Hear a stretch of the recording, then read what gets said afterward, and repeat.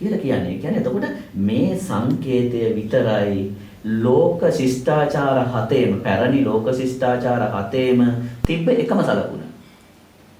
ඒ කියන්නේ හැබැයි ඒගොල්ලෝ එක එක විදිහකට හැදෙන්නවා. දැන් ශ්‍රී කියන්නේ ස්වස්තිකමයි.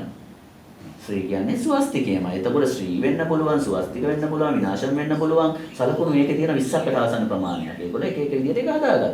හැබැයි ඒකේ අර්ථය ඔක්කොම එකයි. ක්‍රොස් එක කියන්නේ ස්වස්තිකේ. අපි ක්‍රොස් එක කියලා කියන්නේ ඒක ස්වස්තිකේ. එතකොට මේ ඔක්කොම එකයිනේ. ඒ කියන්නේ ආධ්‍යාත්මික මට්ටම කියන එක ප්‍රධාන වෙනවා. එතකොට රාවණ කියන චරිතයේ ප්‍රධානම තියෙන ගුණාංගයක් තමයි මම දකින්නේ අධිමානසික ශක්තිය. ඒ අධිමානසික ශක්තියින් වලට ප්‍රධාන හේතුවකුත් වෙනවා මේ අපි කතා කරන මහා පරිවර්තන අවදී. මේ පරිවර්තනයක් තුළ න්‍යාය ඉන්නේ. මේ යුගයේ අපි අද ගැන කතා කරමුකෝ. මේ යුගයේදී බලන්න තරුණ පිරිස කොච්චර මේ ආධ්‍යාත්මික පැත්ත නැඹුරු වෙනවද? භාවනාද, තමන්ගේ ආගම ගැනද? දැන් ඊට අවුරුදු 3-4කට කලින් එහෙම නැහැ. ඒගොල්ලෝ මෙන්න වෙනම ලෝකයක්. හරි. හැබැයි ඇයි මේ පරිවර්තන අවධිය තුල ස්වභාවිකම ඒක වෙනවා. කවුරුත් උනන්දු වෙන්න ඕනේ. මම පොඩ්ඩක් භාවනා කරනවා කියලා කෙනෙක් හිතුවොත් එයාට අග්ගාල වෙන තැනකට යනවා. වෙන තලයකට යනවා. ඒ කියන්නේ ඉබේ ලින්ක් වෙනවා. තේරෙන වචන කියන්නේ ඉබේ ලින්ක් වෙනවා. එහෙම ලින්ක් හැදලා ඉන්නේ. ඔව් ලින්ක්. ඒ කියන්නේ මේ ඔක්කොම මේ රාවණ කතාව ඇතුලේ නම් සමහර කට්ටිය මගෙන් අහනවා දැන් අපි ලොකු විදියට කතා කරනවානේ මෙහෙම මේ පරිවර්තන වෙනවා මේක තේරෙන්නේ නැති අය අහනවා දැන් ඔබතුමන්ලා කිව්වා 2011න් පස්සේ රාවණ යුගයක් එනවා කියලා. මහා පරිවර්තන අවධියක් ගැනත් කිව්වා. අවුරුදු 3 කාල සීමාවකුත් කිව්වා. දැන් අවුරුදු 3 සීමාව ඉවරයි. දැන් පේන්නේ නැහැ නේ පේන්නේ නැහැ නේ මොකද කියලා වචනේ අහනවා. හැබැයි මේක තේරුම් ගන්න ඕන දෙයක් තියෙනවා. අපිට අවුරුද්දක් කියලා කියන්නේ බොහොම දීර්ඝ කාලයක් වෙන්න පුළුවන්. අද නම් ඒකත් දීර්ඝව දැනෙන්නේ නැහැ. හැබැයි දීර්ඝ කාලයක් වෙන්න පුළුවන්. අපි මේ කතා කරන්නේ 5000ක් අපි සරල වචනෙන් කියමු නිදාගෙන හිටපු යුගයක් ගැනනේ. 5000ක් නිදාගෙන හිටපු යුගයක් අවුරුදු 3ක් තුලින් කන පිට හරවන්න බෑ. 5000ක් නිදාගෙන හිටිය කියලා කියන්නේ 5000ක් ඒ වචනේ මම අර්ථකථනය කළේ දැන් අපි මේ පරිවර්තනයක් ගැන සූර්ය ශක්තිය පිබිදීමක් ගැනනේ කතා කරන්නේ. අපි අන්තිමට ඇයි රාවණා ගැන කතා කරන්න වෙන්නේ? ඒ යුගය සිහිනයක් විදියට හරි ඊටා ශාස්ත්‍රීක, ඊටා දියුණු, ඊටා බල සම්පන්න යුගයක්. හැබැයි ඊට පස්සේ 2500ක පරිවර්තනයක් තියෙනවා බුදුදහම ඇවිල්ලා. අපි අද බුදුදහම පැත්තෙන් ඊටා පරිවර්තනයක්, ඊටා ප්‍රබල පරිවර්තනයක් විදියට කතා කරනවා. හැබැයි ඒක අපිට භෞතික සංවර්ධනයක් විදියට අර්ථකථනය කරලා පෙන්නුවට පෙන්වන්න බැරි කතියකුත් තියෙනවා. මොකද ඒකෙදි බුදුදහම කියන්නේ ආධ්‍යාත්මික සංවර්ධනය ඉලක්ක කරගත්ත දෙයක් නේ. එතන පරිවර්තනයක් තියෙනවා. අපි වැව හදපු එකත්, පන්සල හදපු එකත්, දාගැබ හදපු එකත් අපේ කලා ශිල්ප 60ක් ඔහෙල තියෙනවානේ. මේ කලා ශිල්ප 60ම දාන්නේ බුදුදහම තුලටමයි. එතකොට ඒක පරිවර්තනයක් විදියට ගත්තට අපි ඒක දකින්නේ නැහැ පරිවර්තනයක් විදියට. අපි දකින්නේ මොකද ඒක ප්‍රසිද්ධ මාධ්‍යයක් ඇතුළේ කතා කරන එක වැරදි. අපේ බිඳ වැටීමක් විදියට. බුද්ධාගම අපේ. ඔව්. ඒ කියන්නේ දැවැන්ත ශිෂ්ටාචාරයක්නේ. දැවැන්ත ශිෂ්ටාචාරයක් තුල ඇයි පළවෙනි පාර බුදුරජාණන් වහන්සේම ලංකාවට ඇවිල්ලා බුදුදහම පිටවන්න බැරි වෙන්නේ? පාරක් ලංකාවට වැඩියානේ. එහෙමනම් බුදුරජාණන් වහන්සේටම තිබ්බා මේ ලංකාව ඇතුලේ බුදුදහම පිටවන්න. ඒ පිටවන්න බැරි. දියුණු ශිෂ්ටාචාරයක් තමන්ගේ දේවල් වලින් බැහැරව කිසිම දෙයක් ගන්න නැහැ. ඇයි අපි තේරෙන තැනින් කියමුකෝ. ඇයි දැන් ඉන්න පාලකයා කියන්නේ නෑ අපිට විදේශ බලපෑම් මොනවාවත් අපි ඉන්නව තනියෙන්. මම මේ දේශපාලනයක් ගැන කතා කරනව නෙමෙයි. පැහැදිලිව කතා හිතන්නේ මම දේශපාලනයක් ගැන උදාහරණයක් විතරයි දෙන්නේ. ඇයි කියන්නේ? ඇයි එහෙම කියන්නේ අපිට පුළුවන් දැන් අපේ දේ කරගන්න අපිට විශ්වාසයි. ඒ විශ්වාසය තුල ඉන්නකම් කිසිම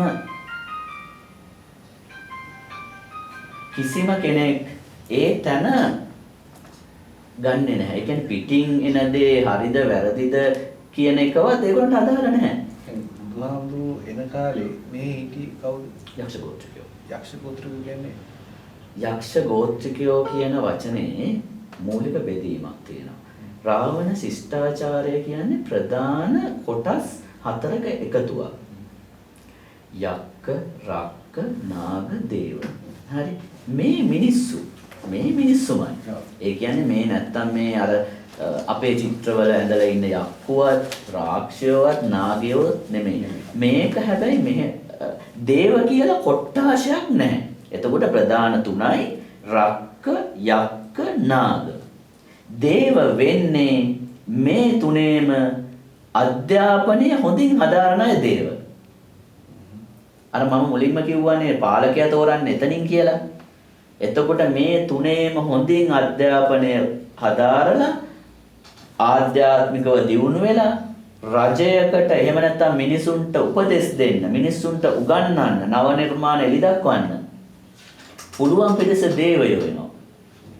දේව කියලා අද හැඳුන්වන්නට ඒගොල්ලෝ ඒ කාලේ කිව්වේ දේවයෝ. ඒ කියන්නේ ඒගොල්ලෝ තමයි සිස්ටම් එක හදපු කට්ටිය. හරි. හැබැයි පහු කාලේන මේගොල්ලෝ දැන් හැඳින්වීමේදී එක කොටසක් බවට පත් වෙලා කොටස් 4ක්. සිව්මාහෙලය කියලා කියන්නේ අපි ඒකයි. එතකොට රාවණා අයිති වෙන්නේ රක්ක කියන කොටසට. විභීෂණ අයිති වෙන්නේ නාග කියන කොටසට. මෙතනදී එක එක අර්ථකථනයන් තියෙනවා. විභීෂණ මල්ලි නේද?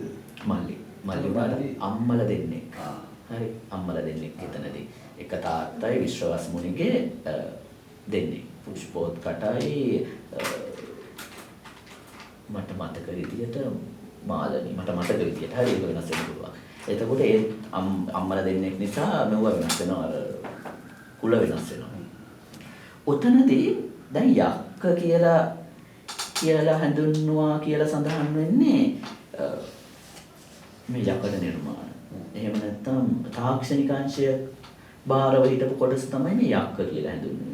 රක්ක කියලා හඳුන්වන්නේ රැකපු කට්ටිය කියලා කියන්නේ මේ රට රැකපු නෙමෙයි කුස රැකපු. ඒ කියන්නේ ආහාර නිෂ්පාදනය කරපු කට්ටිය. කෘෂිකාර්මික ශක්තිය. එතකොට නාග කියලා හඳුන්වන්නේ නාවික කියන තැන තමයි සංකේත. හැබැයි ඒක පැහැදිලි සාධක තියෙන මොකද මේ නාග ගෝත්‍රය අදටත් ව්‍යාප්ත වෙලා තියෙන්නේ වරායවල ආශ්‍රිතව. හරි. ඒ කාලේ තිබ්බ ප්‍රධාන වරායවල ටික ආශ්‍රිතව තමයි නාග කියන ගෝත්‍රය අදටත් ව්‍යාප්ත වෙලා තියෙන්නේ. ඒ එක පැත්තක්. ඕකේ දැන් අපි මේ කතා කරන්නේ 5200 ගානකටනේ. ඕකෙන් ඈතට ගිහිල්ලා මේ විශ්ව නිර්මාණයට අතරින් අපේ පෘථිවිය නිර්මාණය වෙන තැන තියෙනවානේ. පෘථිවිය නිර්මාණය වෙලා මේකේ ජනාවාස වෙන තැනක් තියෙනවානේ. මේ ජනාවාස වීම අපි පැහැදිලිවම දකින්නේ ජනාවාස කිරීමක් කියන තැනින්. හරි අර මොකද්ද නෑ ඒකත් වෙනස්. පරිණාමවාදයේ කොහෙත්ම අදාළ නෑ. බුදුදහමේ කියන කතාව හරි. හැබැයි අර්ථකථනය කිරීම වෙනස්. දැන් ඉදාට අදාළ වචන දාලානේ ඔබ කිව්වේ. එදාට අදාළ දැන් ඊට වඩා විද්‍යාව දියුණුවනේ. එතකොට දැන් අපි ඒකට පැහැදිලි කියනවා. මෙන්න මේ ලෝකෙන් ආවේ මේගොල්ලෝ තමයි මේක ජනාවාස කරේ. කියන්නේ ඇල් නීලම් කියන ලෝකෙන්. ඇල් නීලම් කියලා කියන්නේ ඔරායන් බඳපටියේ මැද තියෙන දරුව. හරි. එතකොට මෙන්න මේකෙන් ආපු අය නිල් මිනිසුන් ඒගොල්ලෝ තමයි ඇවිල්ලා මේ සිස්ටම් එක සම්පූර්ණ හදන්නේ. පෘථුවිය කියන්නේ සිස්ටම් එකක්. සම්පූර්ණම සිස්ටම් එකක්. හැම වසර 2500කටම වරක් වෙනස් වෙන සිස්ටම් එකක්. එතකොට දැන් ආයෙත් ඔන්න 2500 කතාව වෙනවා. ඇයි එහෙම වෙන්නේ? හැම 2500කටම වරක් පෘථුවිය ඇලේ අංශකින් වෙනස් වෙනවා. එතකොට මොකද්ද වෙන්නේ? මේක හොඳට තේරුම් ගන්න. දැන් 23 මාරනේ තිබ්බේ. 23 මාර කියන්නේ අර 23 ඉඳන් ඉන අතරතුර අපිට 2500 දීර්ඝයිනේ. එතකොට විද්‍යාව දියුණු වෙන හරියේදී භාගයක් ඇවිල්ලා එතකොට ඒගොල්ලෝ හඳුනා ගන්න ඔන්න 23 මාරයි ඇලය. ඔන්න බලන්න තව මාස දෙක තුනකින් කියන්නද 24 වෙලා කියලා.